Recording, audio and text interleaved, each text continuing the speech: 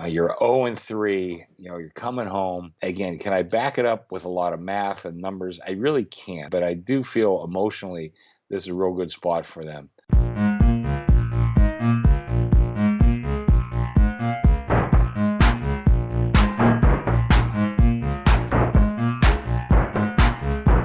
Welcome to another episode of the Football Analytics Show. My name is Ed Fang, your host. And on this episode, I'm thrilled to have Chris Andrews, who is the sportsbook director at the South Point Casino. He tells us about the art of bookmaking, how he practices it, and how others don't. We talk about both college football and the NFL and break down a few key matchups in each league. And at the very end, we have a surprise announcement from Chris. The Football Analytics Show is brought to you by the Power Ranks Sports Betting Newsletter. This is a free service that strives to be three things. 1, valuable. 2, concise. 3, entertaining. If you sign up, I'll send you my top 5 sports betting podcast episodes, an education through your ears.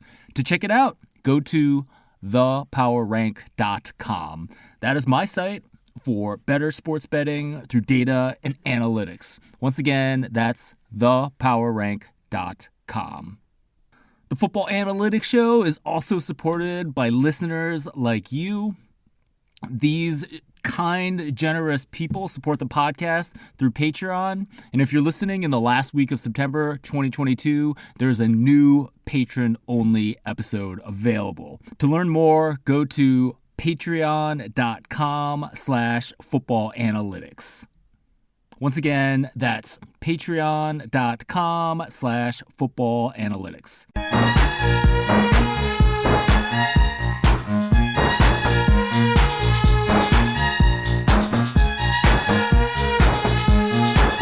Joining me on this episode of the Football Analytics Show is Chris Andrews. He is the director of the sportsbook at the South Point in Las Vegas, and honestly, a bookmaking legend.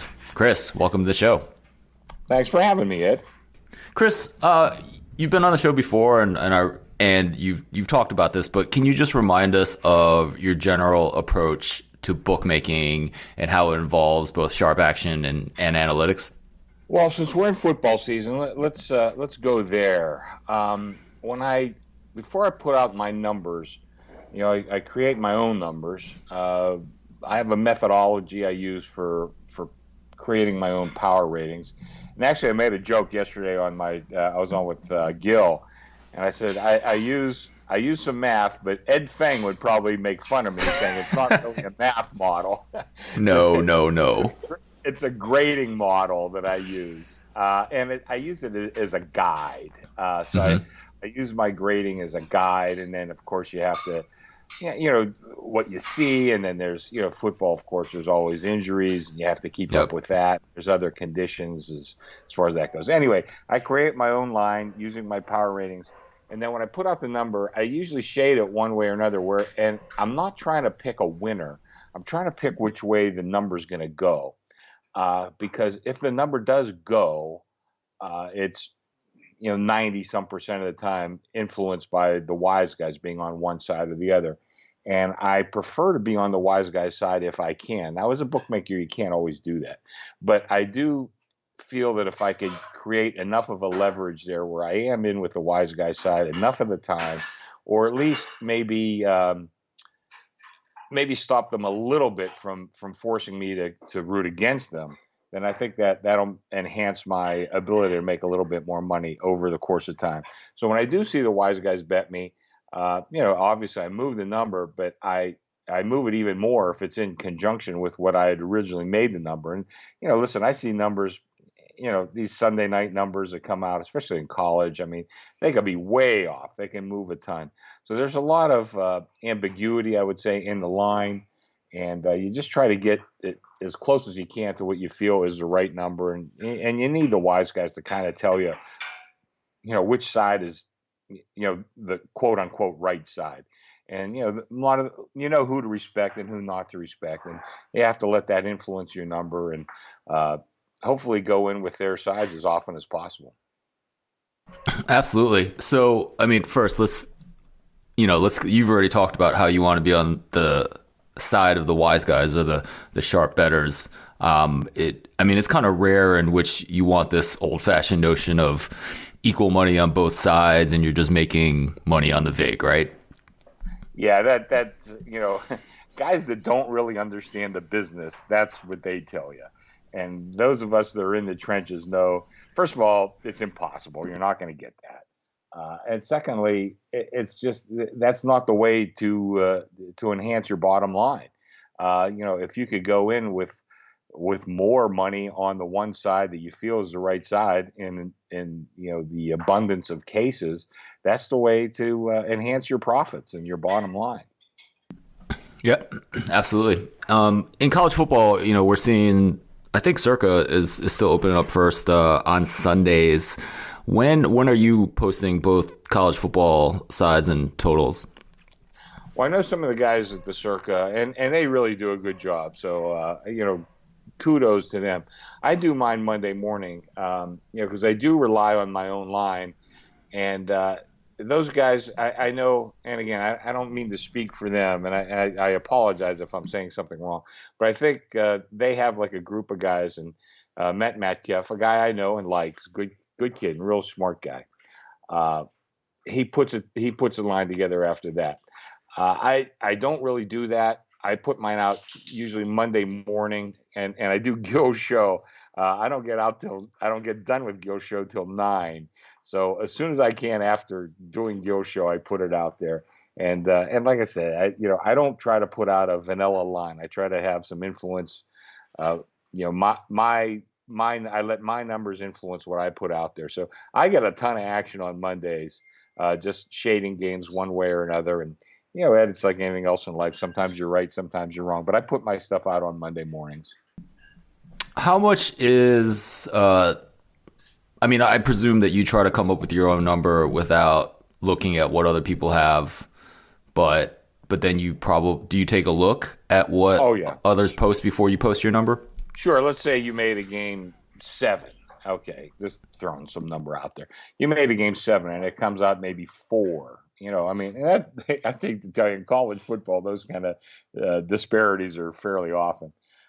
So let's say the number's 4. You made it 7. Well, you're not going to put out 7. You might put out 5, just to make sure you entice a number, or you might put out 4.5 if you feel you can get guys to take the 4.5 off you. But like I said, I'm not really trying to gamble and pick winners. If I put out a number that's off, that's where I feel the number is going to go. Once we get to Saturday, with once the line kind of gets hammered out by the public on one side, the sharp guys on the other side, and that's really what I'm trying to do. Like I said, not really trying to pick winners. That's more for handicappers. But as a bookmaker, your approach has to be a little bit different. Well, but they're related though, right? Because yeah, sure, absolutely, right? Yeah, sure. But listen, as a handicapper, a guy picks 10 games. He's probably looking to go 10-0. As a bookmaker, if you pick 10 games, man, if you can get 6 of them right, you're doing a hell of a job. That's pretty good. Right, and you mean 6 of them correct in, let's take that example. The rest of the market's at -4, you're at -5, and you would call that correct if that spread got larger before the game kicked off on a Saturday. Exactly right. If that's the way the number winds up going, and I could. I don't have everything right at my fingertips right now, and I can't remember which game it was, but there was one game. Let's see if I could find it. It might be the Bowling Green game. Yeah, Bowling Green. The number opened like 6.5, 7. I made the number a lot higher. So the game opened like 6.5, 7. I opened 7 just to see if somebody would take it. They didn't. They laid it. So I went from 7 all the way to 8.5. Just because I made my number way higher, and I could see the wise guys were on that side, at least off the opening number. So again, did I pick the winner there? No, because I actually got bet, but I gave it a really strong move because I feel that my number, which was much higher, is going to be much closer to the closing number when we get there on Saturday. And at that point, I am looking to even out a little bit.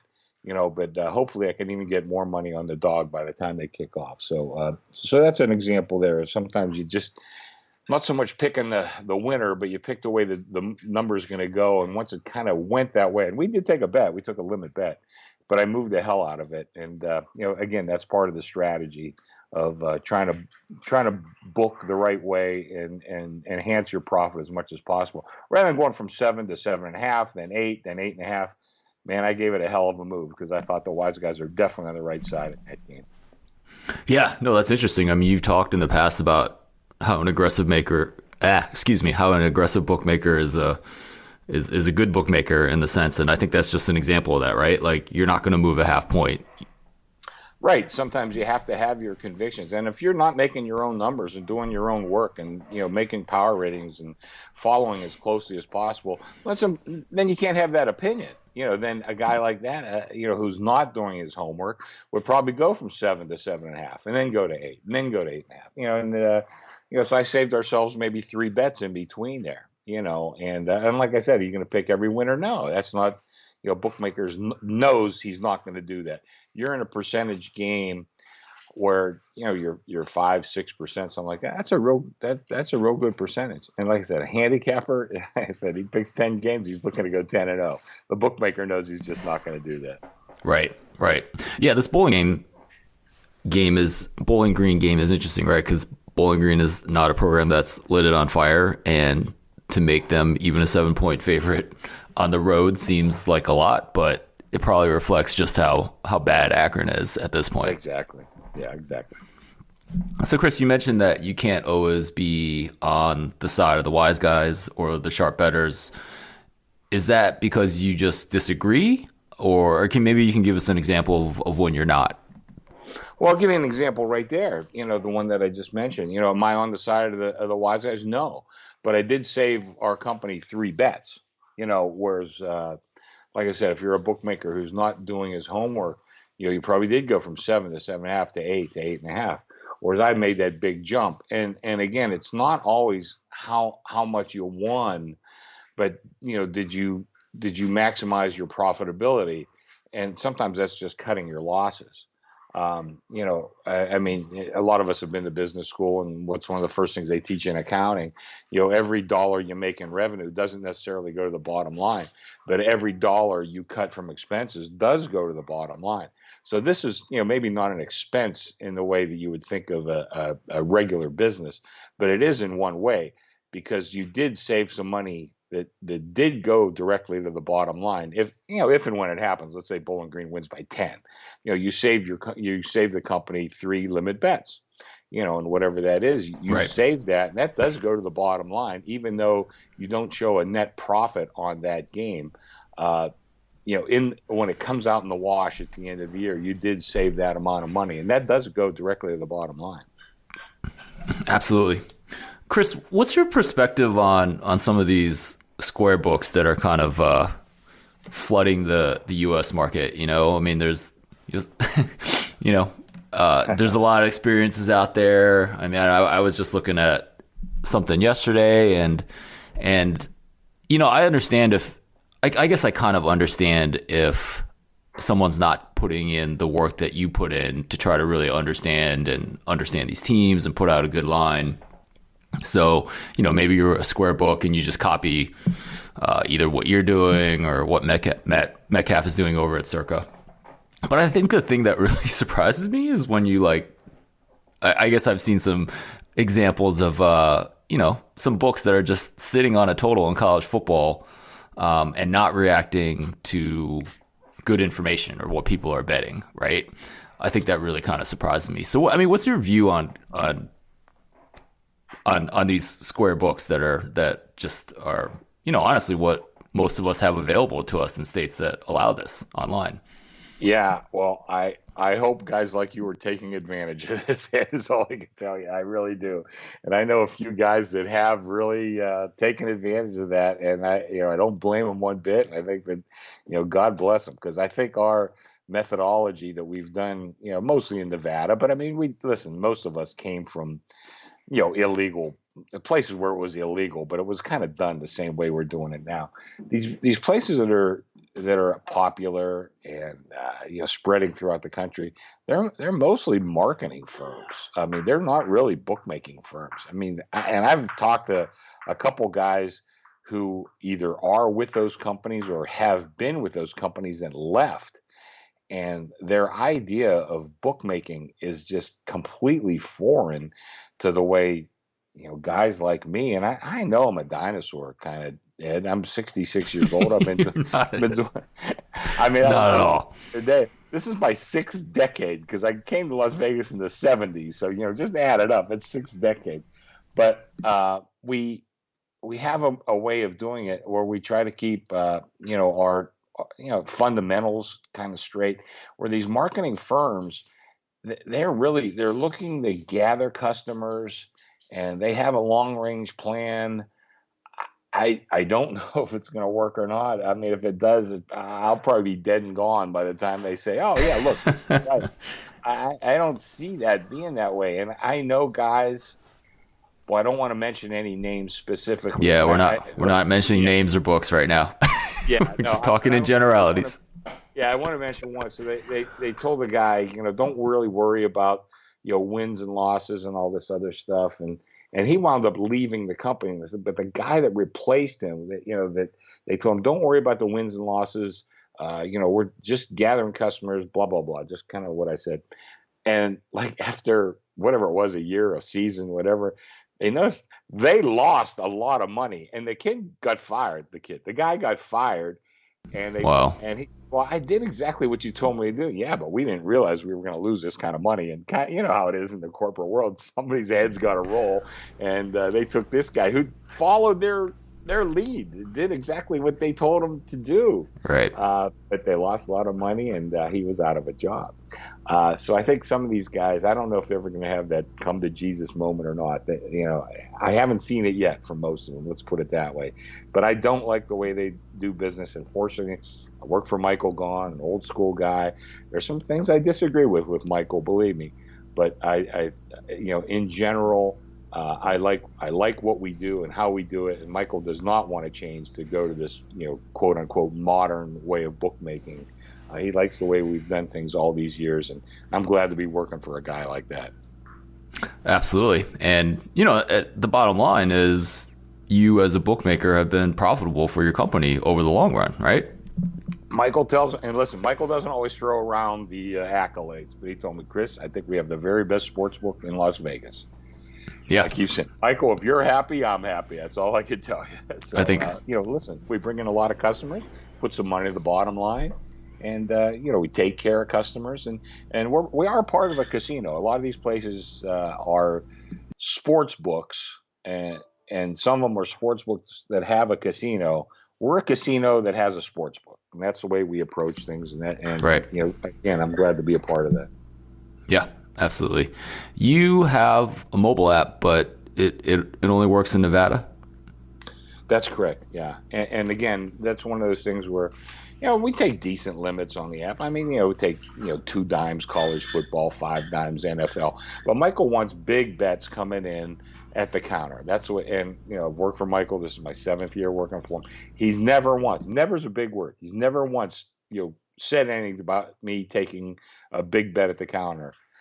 He sometimes gets mad at me for taking a big bet over the app. I mean, tell the guy to come into the joint, Okay, Michael, what can I tell you? But that's the way he wants to run it. And again, he's old school. And, like I said, Michael and I disagree every once in a while on some things. But my joke is he's made about 1 billion good decisions. So it's hard to argue with him too much. Right, exactly. And so given this idea that you are a sports book that is part of a casino, I shouldn't be holding my breath here in Michigan that there'll be an online app for me to bet into the South Point. Not right now, although believe me when I tell you, we've had these discussions, and it's not going to happen soon, Ed, but it may happen at some point in time. But don't hold your breath. That sounds good. Chris, let's get into some games, both college and NFL, and we'll return to the bookmaking at the end.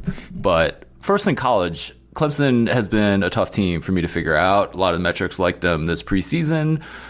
But the metrics from this season don't really see them as a top 5 team, even though they haven't lost. We have a pretty interesting game where they are playing NC State, another team that came into the season with some high expectations.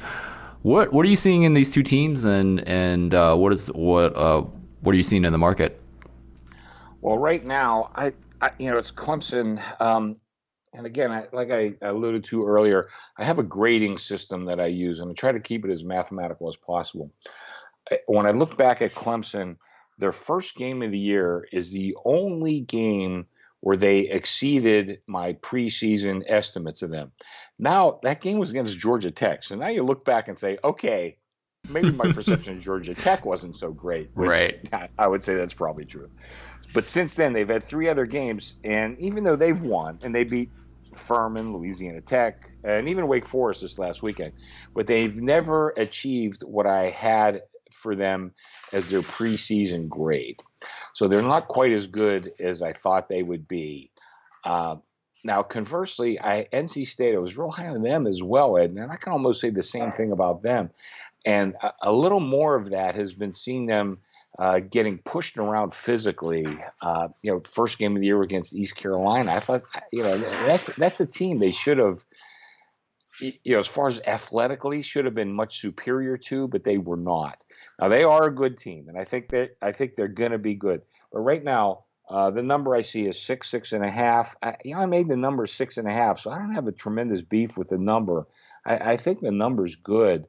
I really don't have an opinion on this game at all. So I think the market kind of has this game right.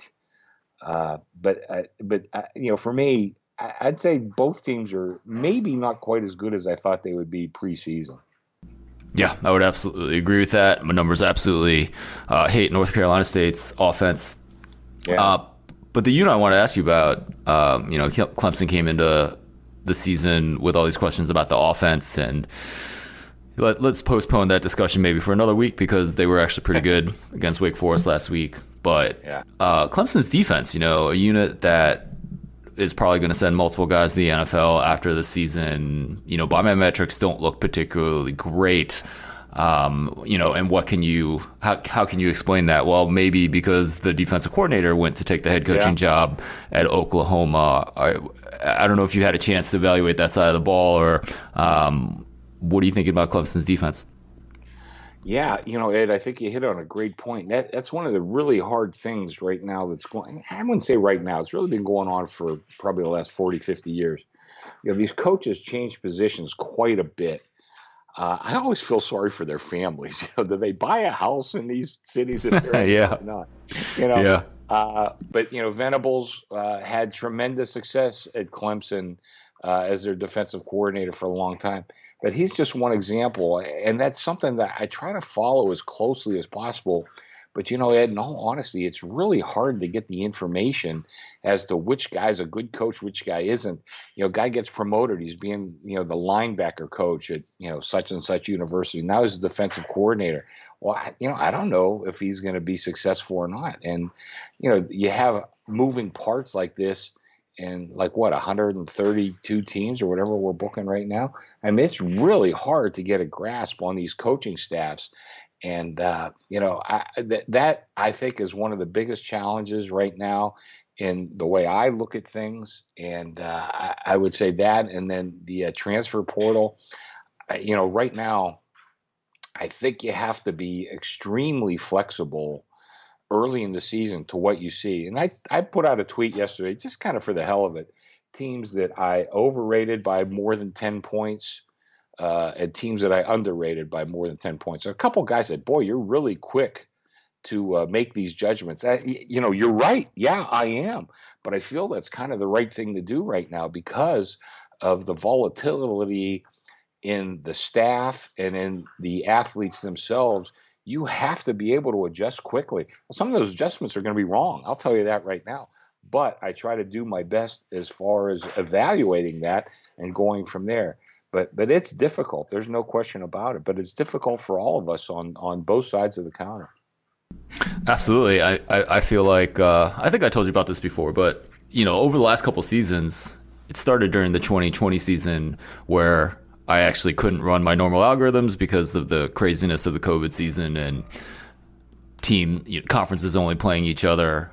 So I had to change, and it ended up being a more aggressive system.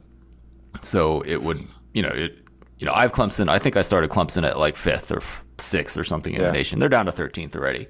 So, pretty massive adjustment. And I found that type of math model to simply be more accurate when I look at all the air metrics. And, you talked before about how you can follow momentum in college football, but that'll get you killed in the NFL. Yeah. And I think that's just an example of that, right? Like, you got to move fast on Clemson. Yeah, and James Madison, that's one of the teams. I mean, I didn't know anything about him coming into this year, and all of a sudden, well, I knew a little bit about him. I knew they were successful at a lower level. All of a sudden, this team's pretty darn good. Yeah. So I really had to make a big adjustment. And and I'm probably like a million other guys in this country. I thought Nebraska had things turned around this year. Evidently, I was way off on that one. So. Yeah. Examples where you have to move quickly. You can't. And I think I made this joke to you last time I was on. I said, and I was talking about pro football. I mean, it's really kind of a small statistical sample. I mean, what are you going to do? Wait till week 16 or 17 to make your first bet of the year? That's not the way this business works. No. Nope. So you got to adjust and go. And you're going to be wrong X% of the time, and hopefully you're right X plus a certain number, so you can actually turn this thing into a profit. Yeah, absolutely. James Madison is a really interesting team for me because I pride myself on the math of schedule adjustments, and the one thing that I can do really well is tell you how any former FCS team stacks up against FBS, because I don't distinguish between the two, and that it's one of the things that I think I do really well. And I had them kind of FBS average heading into the season, which was very high compared to a lot of other computer models. And but then, I believe they're exceeding that, right? Because this transfer from Colorado State has come in and thrown the ball. My numbers like James Madison +7 at App State last weekend, partially because of this. And yeah, it's interesting. That Colorado State team's a wreck. So I'm not exactly. Yeah, they were one of the teams that I put them out there. I moved them 11 points down from where I had them at the beginning of the season. Wow. And I'm looking at Madison right now. They're 22.5-point favorites over Texas State. My numbers came to 23, so it's pretty darn close. But still, it shows you. They're 3 touchdown favorites. Here we are. They've only been up there for a couple of weeks now. Right. Exactly. They're a very, very good team. Right, and they've been a great FCS program, and the question was like, and I think like preseason being at FBS average was a little high just because they lost so much from their team from last year, but they're a good program. I think that's absolutely. I think that's showing up. All right, Chris, let's move on to another game that I'm particularly interested in being here in Ann Arbor. We have a Michigan team that played 3 teams that are probably not even worth being called FCS teams, much less FBS teams to open the season. And then we saw them win, but not exactly dominate a Maryland team last week. And then they're playing an Iowa team that was kind of the butt of a lot of jokes the first 2 weeks of the season with an offense that didn't do anything. And I'm kind of wondering, they've been better over the past 2 weeks. So how have you been adjusting these 2 Big Ten teams? Well, this is an interesting game because Michigan, and correct me if I'm wrong, Ed, you follow program closer. They were at home every game, I believe, weren't they? They've been Michigan. Yep. Yeah, so you have to put that in your number too, and as I try to make a home and away number for each team. So sometimes it's a little hard. So obviously Michigan would be very hard because they haven't been on the road yet. Iowa has improved some. But that's another team that I really, I'm not the only one. Probably most handicappers out there would tell you I had Iowa rated much more highly at the beginning of the year. Now, Iowa was always a hard team for me to have like just a stone cold power rating on, because even the good Iowa teams were always like very defensive oriented. They were looking to win games 21-17, let's say, something like that. Whereas Michigan, they're looking to win the game, 35-17. That's just the nature of the two programs, and you have to kind of put that in there. So it's hard to just come up with like I said, a stone cold number on Iowa. But still, I thought this team would be much, much better than they were. I looked back at my games of the year, and I opened Michigan a 3-point favorite over Iowa. Here we are now. Again, this is the way you make your adjustments going into this week. And again, I don't look at my preseason too much. But I have Michigan an 11.5-point favorite over them. I just think it's one of those situations where if Michigan can control the game, and I kind of think they will, I think that Iowa is, all of a sudden they're just going to be behind the 8 ball. They'll really have to come out of their shell and play a game that's really not conducive to the way they recruit, the way they coach, the way the whole program is. And I kind of like Michigan in this game. What is it now? I think the number is probably like 10.5. Yeah, I've seen some 10.5s. Yeah, I think it's started 10.5 and stayed 10.5, if I'm not mistaken. So, since Sunday. It's kind of pretty close. I made the number 11.5. It's not like I'm going to go crazy over such a horrible number that's only 1 point off, But I do kind of like Michigan in the game. Like I said, I think they'll be able to control. I think they'll be able to control the pace of the game, the scoring in the game, and I think that really will make it very difficult for Iowa to keep up. And again, first game on the road. And I mean, these are young kids. You never know how they're going to react. Iowa is pretty strong home field over the course of time, and I think they're going to be not going to be an easy game for Michigan, but I do kind of favor them in this game. Yeah, I was thrilled to see the game land at the noon slot because Michigan has pooped the bed multiple times playing at Kinnick at night. So I'm sure that probably means nothing. I have no math to back that up, although it's probably a study that I should do at some point. What's the effect of study the alcohol intake of the crowd. That probably has a little bit to do with it too, Yeah, absolutely. Yeah, my number has Michigan by 11, so I'm slightly leaning the same side that you are. And we will see what happens. All right, Chris, let's move on to the NFL. A team that I'm really trying to figure out are the Denver Broncos. They came into the season with so much hype.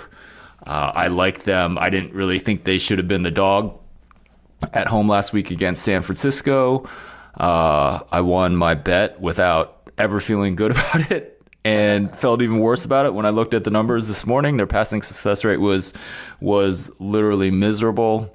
And so what do you think about the Denver Broncos and then and this game going to Las Vegas, a team that has struggled as well? Well, actually, my numbers came to Las Vegas a 2-point favorite. So this is not a numbers play in any way for me, but I do think this is a really good spot for the Raiders.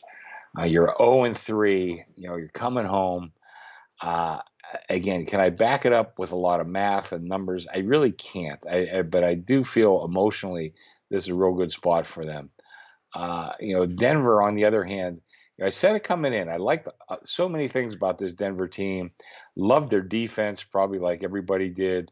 But you have a new quarterback and a new coach, and I love Russell Wilson. And if you ever listen to me on Gil's show all these years, I sing his praises continually. I thought he was one of the great players in this league, and I hated being against him because my customers would bet on Seattle a lot when they had Russell Wilson. But I'm not sure he's still the same quarterback he's been. He's 31 years old now. He's maybe hasn't taken too many hits, but he's kind of he's a strong guy, but he is kind of a little guy. And you wonder if that takes its toll over the course of time. And the coaches, a line that I've used many times, and I'll probably use it till the day I die. All these guys sound good on the way in. They don't sound so great on the way out. And I think we can say that. I don't know if he's on his way out, but right now Hackett does not sound so good as a coach. And a lot of people are against him, and I understand it completely because he has not seemed to have a grasp on exactly what they want to do. And I think all those kind of things add up. I really like the Raiders this week. And like I said, can I back it up with math? I really can't. But I do think it's a great emotional spot for them to come in and play a really good game. You're 0-3. Listen, I mean, this team had some high hopes. I like McDaniel. I think he's going to be successful as the Raiders coach. Hasn't shown yet is in the win column. But I think they come out with a really big effort here, and I think they win this game. But Denver right now, very, very disappointing to me. That's one of the teams that I've had to lower my expectations on. They have not been all that good so far this year, which is kind of a surprise to me because I thought their defense would be able to hold them. And I thought Hackett would be a good coach. I really did. And even though Russell Wilson had my questions, I still have a tremendous amount of respect for this guy and the way he's played his whole career. And he still might turn it around, but so far not so good. We'll see what happens, though. Yeah, I mean, this is, it just feels like we can ask the question, like, are we following momentum in dropping Denver because of what we've seen, and that bites us in the butt with the NFL. I had a chance to watch the second half of that game, and the bad was, like, Wilson certainly missed an easy throw on a third down that killed the drive.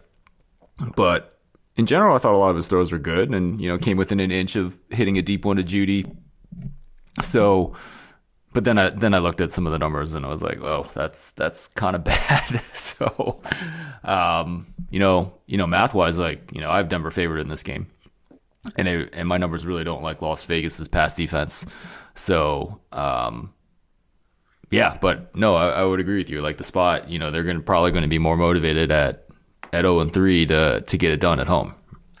Yeah, can I back this up mathematically? I cannot. Sure. You're right. Right. I just think it's a spot for the Raiders to play really well this week. Listen, I'm like everybody else in the world. I'm wrong about half the time, so we'll see what happens. I'm for sure you're wrong less than half the time, given your track record in this business. Let's see. So another NFL game that I'm finding very interesting is Kansas City at Tampa Bay. Kansas City came out of the gate really hot and, haven't quite been as good last couple weeks. And then, Tampa Bay's got a ton of injuries going on. So, a lot of places are at Kansas City -2 on the road at Tampa Bay. Are you seeing the injuries as the main factor here, or are you down on Tampa Bay? See, this is one of those other examples where I hate to move my power ratings too much on injuries that I feel are not like, season long, that sort of thing. So I haven't moved my Tampa power rating probably as much as I should. Now, as I look back, some of those guys might be back this week, though. Evans will be back. Jones might be back. That I think is going to help a lot. But, still, you have to look at some numbers here. They've scored 3 offensive touchdowns.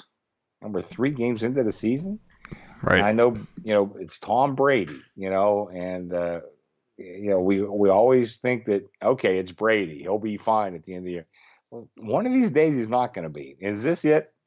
Probably not. I think it was about 10 years ago we were thinking about the on to Cincinnati kind of thing where we thought he might have been right at that point in time. Right. So I'm not too quick to write off Brady.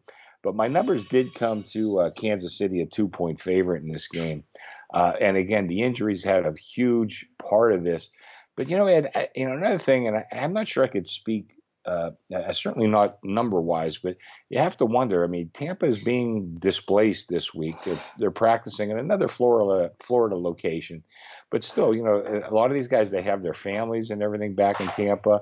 Looks like it's going to be a pretty bad hurricane that is going to, affect the weather, most certainly in Tampa, but all the way up to even, Philadelphia and Baltimore by the end of this week. So you wonder, does that displacement, is that going to affect their mentality? I think it might a little bit. So I think this is probably a good number right now, but I think this is a big test for Tampa.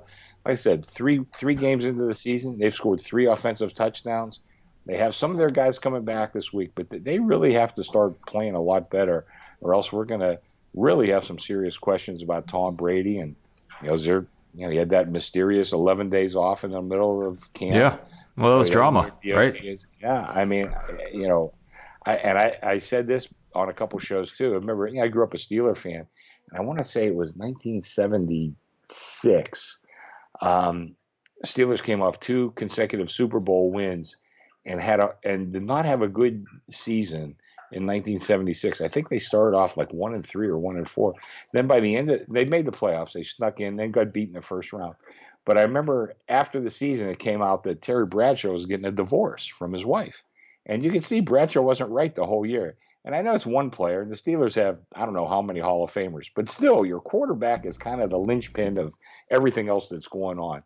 And if there's stuff going on with Brady at home, you never know how that affects the rest of the team. And, he is 45, but even though I think hands down the best player in history of the NFL, certainly from a winning standpoint, is that going to translate on the field if things are not happy at home? And I think it might. And so, listen, I don't want to write off Brady too quickly, but right now, 3 touchdowns in 3 games, that ain't good. Yeah, I mean, I think certainly the issues with the family are real at this point.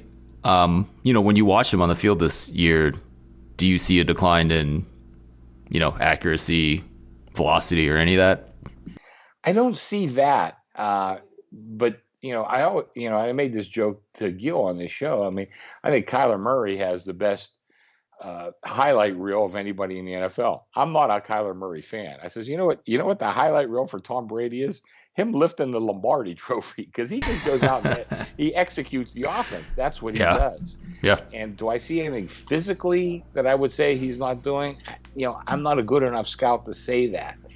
But I do know the results, and the results have not been good. He's not executing the offense the way he has been for the last 20 years.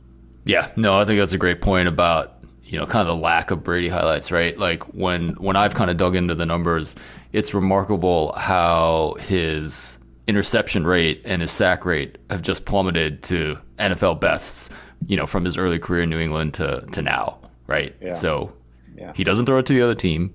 He gets rid of the ball. And, however many championships later, it's just like those little things, right? Like, I mean, he's never had the best arm.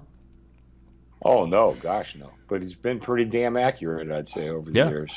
And he's, you look at guys like, Welker, Edelman, even Randy Moss. The year Randy Moss was with him, that might be the greatest receiving season of all time, I mean, Brady can make that. And not that Randy Moss needed a whole lot of help, but, man, once he had Brady, forget about it. It was lights out.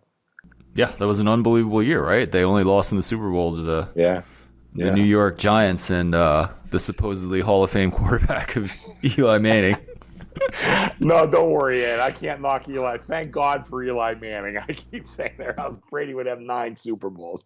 We'd never hear the end of it. That's true. That is true. Chris, how about a surprising prediction for the rest of the 2022 NFL season? Oh, geez, I hate to be a prisoner of the moment, but I guess I am going to fall for it. I think Jacksonville's going to make the playoffs, and I think Nice. They might even win. I'm a prisoner of the moment, but I've always been a fan of Peterson. I thought, things kind of fell apart in Philadelphia, and I'm not sure that, again, I wasn't there. I don't know, but boy, it seems like maybe some things there that were not his fault, and some things fell apart. He came in there, and Trevor Lawrence, and if you're a Michigan fan, you'll probably love to hear this. It shows you how horrible of a human being Urban Meyer was for what he did to that team. But I think the talent was there. I think they've drafted fairly well over the last couple of years, fairly well, and certainly Trevor Lawrence is going to do that. But Urban Meyer did not utilize the talent that he had at hand. Peterson came in there, and again, I think Peterson is just one of those guys.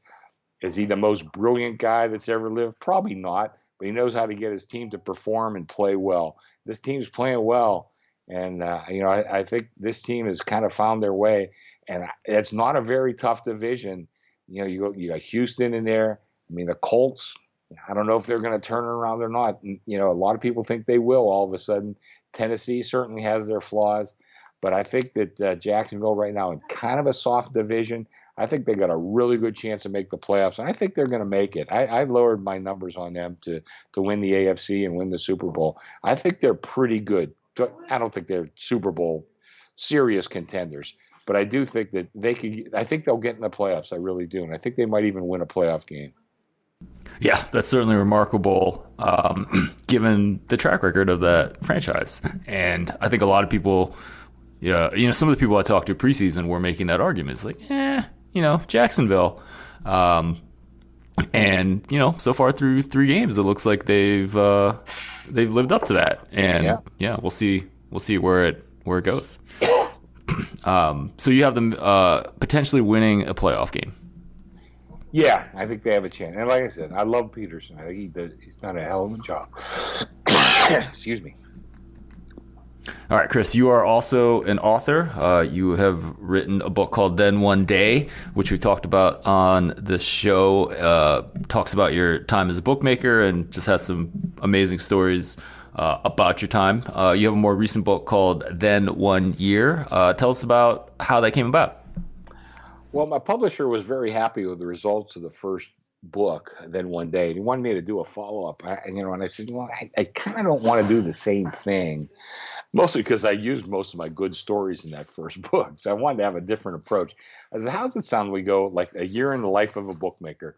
We'll go from one Super Bowl to the next Super Bowl. Oh, that sounds great. So, we start off and, everything's kind of, just as normal as could be, I guess. Although when I started, Kobe Bryant was in that accident like right after. So, I hate to say this, but those kind of things do happen in life. As crazy it is, thinking Thurman Munson, anyway, those things do happen, as remarkable as they can seem at the time. Anyway, so we go through and, we get to the Super Bowl and, now we're into, college basketball and NBA, et cetera, and all of a sudden COVID hits, and the NCAA tournament gets canceled. And next, we're canceling NBA games. We're canceling tennis tournaments. We're canceling, everything's canceling. So I talked to him. He says, no, just keep writing. Just keep doing it.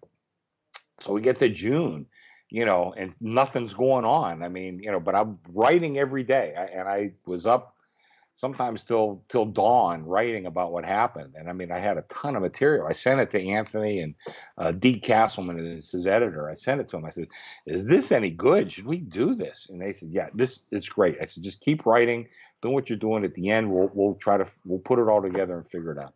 Anyway, I had about 165,000 words, which is a huge book. Yeah, and I sent it to him. I said, yeah, we got to cut this thing down. So Anthony, he says, I don't want this to be more than 89,999 words. That's okay. So me and Deke get to work on it. We're, editing. And we got it down to 90,028 words. And Deke finds it. I think I can sell Anthony on the extra 28 words. I think we can go with that. It's okay. So we did. And, I think, Ed, it's one of those things where I think my first book had a very broad appeal. And my wife, one of her very best friends, is this English lady who knows nothing about American sports. And she loved my first book. I don't think she would love my second book. But as far as guys in the business, like I talked to Roxy Roxborough, Vic Salerno, a couple other guys in our business, and they loved it. They thought it was great, kind of going through the daily process of what we do as bookmakers and how this thing just threw us like a curveball that we never saw coming. Like I said, the Kobe Bryant, did you see it coming? No. But those things in life, unfortunately, do happen. But, the COVID pandemic was something that, we've certainly never seen as a society, certainly from, our generation, many generations, even previous to us. So that was really a rare occasion, and we have it. And I think it's one of those deals where, like I said, guys in our business really like the book. I think people who maybe didn't glom onto it right away, I think years from now when they read it, hopefully they buy it and read it and say, wow, I kind of forgot all this stuff that happened. It kind of triggers something in your mind. Yeah, I remember this. Yeah, that's kind of slipped my mind. And I think that it'll be one of those books that, may have some legs, into the future when we go back and look at it. Because, I mean, a lot of people wrote stuff about the pandemic from, the political side of it, the medical side of it. But I don't know of anybody that wrote about it from the sports side of it, and certainly not from the bookmaking side of it. So I think it is kind of, it is kind of a unicorn in that sense, where it is sort of a one of a kind. And the sales have been good. Not as good as the first book, but the sales have been good. And like I said, the reports that I get from people who read it and kind of understand, my life in this business, they really like it and appreciate it. So, I hope it continues to sell. Anyway, Ed, if I could throw one more thing in. Yeah, absolutely. that just got released just last night, as a matter of fact. And I have it on my Twitter page. There's a link to it, and it has a Greek title, Adolphosmu, and then in parentheses, my brother. And it's about a down and out bettor tries to get a guy to fix a football game, and things go haywire from there. Yeah, this is the novel that you told me about in the past, right? Yeah, and it's finally got published and available for sale as of last night. So very coincidentally. Oh, that's amazing. That's amazing. All right, I need to get a copy of that. Anything else you want to tell us about the fixing that game and the novel? Well, the crux of the story is the guy who's in trouble with some very bad guys. His father's former partner was a bookmaker, but he kind of retired from the business as his son became this star quarterback. He decided to too big of a conflict of interest. But the guy wants his son to fix this football game for him, and like I said, things kind of go haywire from there. So there's a lot of it's thickly plotted with a lot of different things going on. But that's the initiation of how everything kind of gets started in this book. Amazing. So, Chris, you're a bookmaker. You have a busy job. You understand the ins and outs of 131 college football teams. How do you find time to write books? Well, my wife would probably tell you I'm a bit of a workaholic, and I guess that's kind of true, but Ed, I kind of do what I love, and I don't know. I mean, I can't see being any other way. Let's put it that way. Even though I have a lot of interests in life, I like to travel. I like to cook. I like to read. I like to go to movies. I like to do all that thing. Life just isn't long enough. And I would tell you that there's so many things I like to do and enjoy doing. Never seem to quite find enough time to do them. Right. No, for sure. But for then 1 year, you said that you wrote it every night? Like you just come home after a long day and just bang out some rough drafts? Yeah, just wrote and wrote and wrote. And I would say, even though, obviously there's an editing process, you go from 160,000 words to 90,000, but I never went back and changed what happened that day. So everything that you got from me, and I did, and it's in a journal form, going by dates. Everything that I thought, and listen, this was a brand new thing for all of us. There's a lot of things I thought wrongly, and some things that I thought correctly, but I never went back and changed it because I wanted to reflect the mood of what the country was going through and what I was going through personally at that time. So yeah, I just wrote it, and I corrected some of the grammar and some things like that, but I never changed my thought process. But I come home every night, and sometimes I wrote, sometimes till dawn, Ed. I'd see the sun coming up. So, oh God, I got to get some sleep here. Yeah, for sure. But we weren't working either. I mean, right? Yeah, was it going into the office? So at least we were working from home.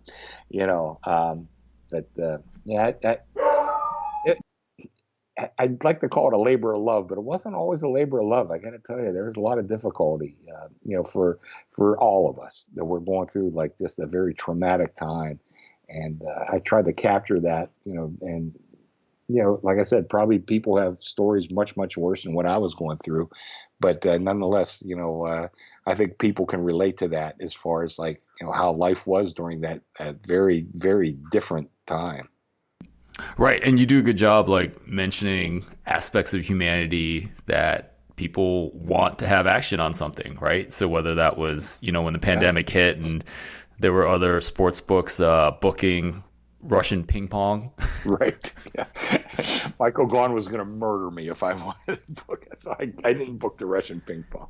But that was literally the only game in the world, right? Yeah. Did you, do you guys book much European soccer? Oh yeah. We have a good European soccer business. Yeah. Oh, nice. Because having the Bundesliga come back, I forget the date, but that must have been great for business, right? It was, yeah. And even we started booking. I can't remember. I think it was Korean baseball first, and then Taiwanese baseball. And you know what? Those guys, that's pretty good. Those are pretty good leagues. I mean, those guys are pretty good baseball players, So it was, the times were weird. Obviously, I mean, their first pitch is at 2 o'clock in the morning, But we tried to stay open. Once we were open 24 hours, which is something Michael Gaughan's done from his whole career in this business. So we did pretty decent business with it. And like I said, I didn't watch too many of the games, but it's a pretty good brand of baseball that they play, in those countries. So that wasn't so bad, And even once major leagues got started, I had a lot of guys. I said, man, I'm sorry. I just don't have enough time to do I can't do both. Yeah, I can't do all that. I understand where you probably did pretty good betting it, but I just can't keep up with it. So we're not going to do it. And I'm looking at the site with your novel. It's Adelphos Mu. Is that how you say the title? Adelphos. Adelphos Mu. I mean, that's why I put the parentheses in the English words, my brother. And I would tell guys, you're looking. It's not on Amazon yet. It's supposed to be on Amazon any day now. It wasn't as this morning, but you could order it directly from Book Locker. And that's probably the easiest way to do it. And you have a publisher for this as well? Yeah, Book Locker is the publisher. Yeah. Got it. And a very spiffy photo of you with a beard. Yeah. On the Michael Gaughan made me shave that, by the way, but that's one of our disagreements, Ed. Awesome. All right, Chris, always love to end with some potentially non-sports questions. What's one item on your bucket list? I've talked about this to my wife. If the day ever comes where I retire, I would like to go to Pennsylvania during the fall, let's say like September 1st. And high school football is huge in Pennsylvania. I'd like to pick like the best Friday night game that we could go to, in Western Pennsylvania, go to that game. And there's a lot of smaller colleges through Western Pennsylvania too, probably some that a lot of people have never heard of, schools like Slippery Rock and Clarion and Edinburgh. I'd like to go to one of those games on a Saturday afternoon, go into that college town. And, I love those little college towns. Ann Arbor's not so little of a college town, but you kind of know the feel of what I'm talking about. I like the experience, and I'd like to, go into one of those smaller. And listen, if Pitt or Penn State is playing a great team, maybe we'll go see that game. And go in, watch that game, and then, find some hotel or whatever town we're in, and go watch a Steeler game in a bar on Sunday. So my Friday, Saturday, Sunday would be all football, traveling through Western Pennsylvania that I really haven't had a chance to do since I was, in my 20s. I just think that would be fun to spend a year, probably from September all the way to Thanksgiving, doing that, traveling around Western Pennsylvania and watching a bunch of football that maybe, most of the country wouldn't know that much about, high school football and small college football, and just enjoying going to different bars on Sunday to watch the Steeler game. I think that would be something that I would love to do, and I would say probably not everybody in the world would like to do that, but that's something that I would like to do. That's awesome. So would you envision retiring back in Western Pennsylvania where you grew up? No, and I don't envision that. I wouldn't mind spending 3 months there doing that, but I think I'm a Vegas guy, or at least a Nevada guy. I don't see moving out of here. That's I like it here way too much. Awesome. Chris, if you could put something on a billboard that would be seen by 1 million people, what would you put on there? Okay, I've used this line many times, and I remember getting it from Warren Zevon, who was on David Letterman one time, and he was dying of cancer, and he knew he was dying. There's nothing he could do. And David, who was not always the most warm guy in the world, really had a soft spot in his heart for Warren Zevon for some reason. But Warren was on there, and he says, David, let me just tell you this. Life is short. Enjoy every sandwich. And, not everybody knows I had my own health issues that were pretty dramatic. And I tried to tell myself that all the time. Life is short. You never know. I mean, life is short. And that was what I would put on the billboard. Life is short. Enjoy every sandwich. That's awesome. Listen, enjoy your life while you're here. It can hit you quickly. People, once you hit about 40, you never know what's out there waiting for you. Something is. We don't know what it is. Hopefully you can hold it off for a long time. But something going to get you one of these days. Just hold it off as long as you can. No, that's awesome. I mean, life certainly is short. And, Chris, something that I've been thinking about is like, I would like to write more. I mean, I certainly write a lot with the business. I'm not ready to go to full length books like you've gotten into, but I'd like to like get into writing some fiction. I feel like that's something I need to do over the next year because life is short, right? Like one of the things I really like doing is reading a book that's appropriate to the place. So when I came to Bet Bash in Las Vegas last April, I read, I think I told you about it. I read Fear and Loathing in Las Vegas. Ah, yeah. And it was an amazing experience that was enhanced by being in Las Vegas, right? Like you're literally sitting on Fremont Street trying to figure out, they talk about the Mint Hotel and like, I think that's where Circa is. Right? Like, I think that's the same exact piece of location. And the book is just hilarious. I mean, it's just so funny and so meaningful, too. And I think a lot of people kind of screw up the meaning of the American dream and what it's trying to say there. But, imagine, like, not like a non-fictional retelling, but like a fictional retelling of someone who travels to Vegas, has this book, and ends up at a sports betting conference. And all the experiences that brings along as well.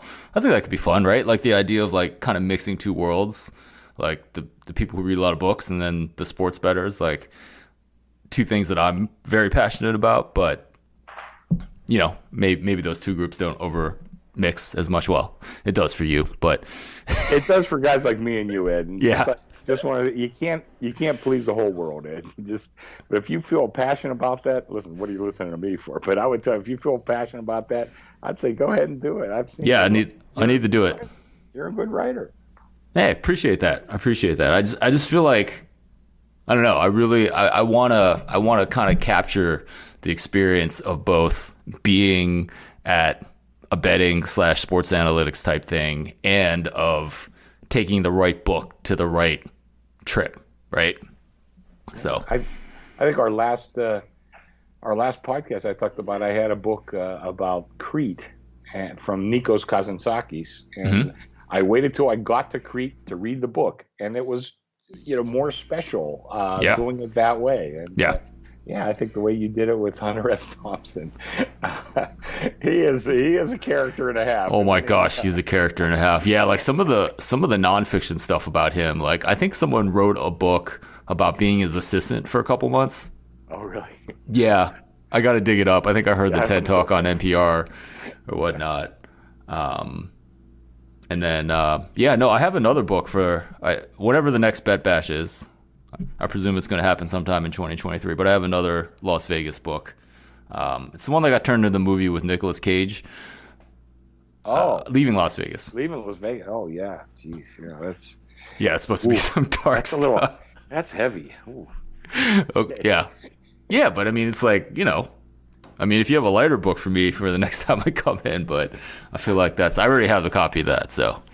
Yeah. Well, my new book might be something. There's a lot of Las Vegas in that. Well, actually, not that much. But there is quite a bit of Las Vegas. Well, no, I mean, I'm going to read your novel before the end of the year. I'm not waiting for that. Terrific. So. I appreciate that. Thank you. Chris Andrews, thank you so much for your time. Please let everyone know where they can follow you on the internet. Follow me at Andrews Sports, 2 S's in the middle, at Andrews Sports.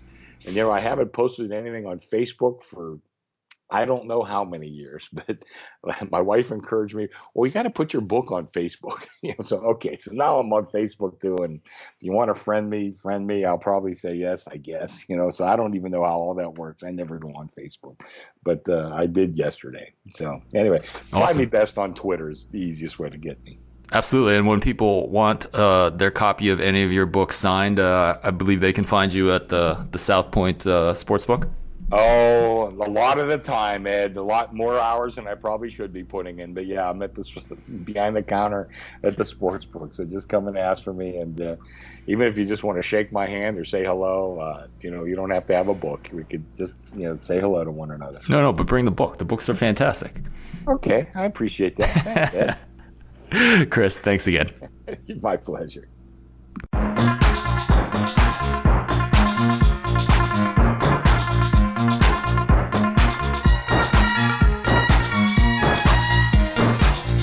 Hey, this is Ed Fang, your host for the Football Analytics Show. I really hope you enjoyed that interview with Chris Andrews.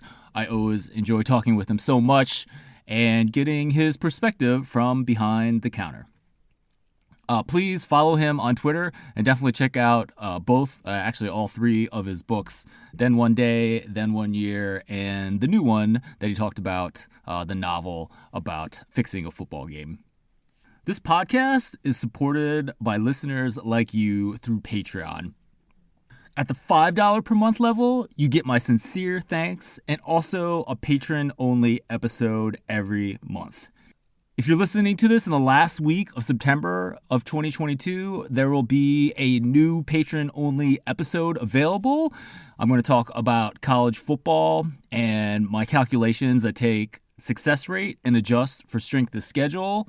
Of all the things I do, this is really unique and valuable. We only have 4 weeks of college football data, so the strength of schedule adjustments are even more important. I talk about these calculations for a couple of top teams in the country. At the $10 per month level, you get everything at the lower level, but you also get the Establish the Pass mug when you sign up. I've gotten a lot of nice compliments on this mug, and it's the same one that I drink my coffee out of every morning.